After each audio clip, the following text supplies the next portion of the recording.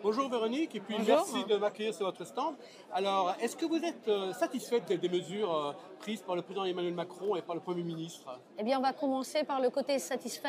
Par rapport aux trésoreries, une demande forte de la coordination rurale, sauver le maximum d'agriculteurs, supprimer ces plafonds de minimi, ou au moins essayer de les relever, tenir compte des agriculteurs qui sont déjà en redressement et qui pourraient être évincés de certaines aides.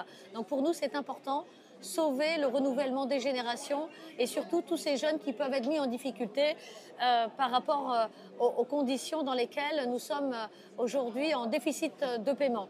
Donc ce côté satisfait, c'est cette évolution. Sur le reste, simplification, sur transposition, on leur fait confiance et on espère que ça évoluera dans le bon sens.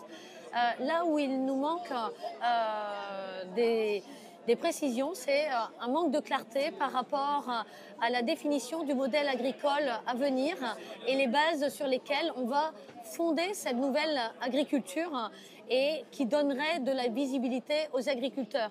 Ce qui ne nous convient pas, c'est ce en même temps. Ce en même temps, produire plus de bio alors que les marchés sont saturés, produire plus de céréales alors même que nous en importons d'Ukraine avec des normes qui ne sont pas les nôtres, produire plus de production animale alors que nous avons ce qu'il faut, mais nous sommes largement déficitaires avec une balance commerciale négative de 6 milliards d'euros, tout simplement parce qu'on préfère importer de la viande transformée et exporter du vif, mais on s'enfonce petit à petit et on ne se réveille pas encore, donc on attend d'être encore plus mal.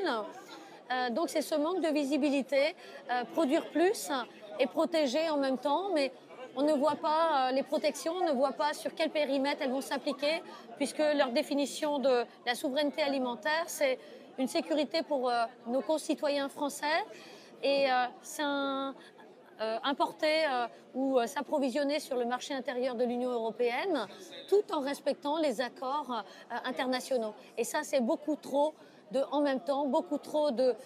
C'est trop vague. Et nous, il nous faut quelque chose de concret. Les semaines à venir, comment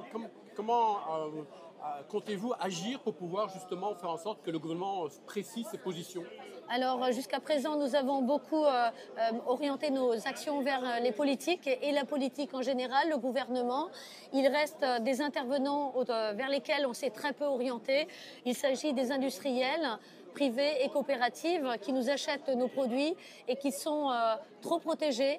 La politique agricole commune, telle qu'elle a été mise en place depuis 92, ces quelques milliards d'euros finalement leur ont profité uniquement à eux pour leur développement sur le territoire national mais aussi à l'international avec justement des flux financiers et de marchandises qui ne sont pas suffisamment contrôlés. Et quand on parle de francisation qui a pu être dénoncée lors des contrôles auprès des grandes surfaces, on n'a pas ce contrôle auprès des industriels pour voir si eux non plus ne pratiquent pas cette francisation à partir de produits qui viendraient concurrencer notre production française.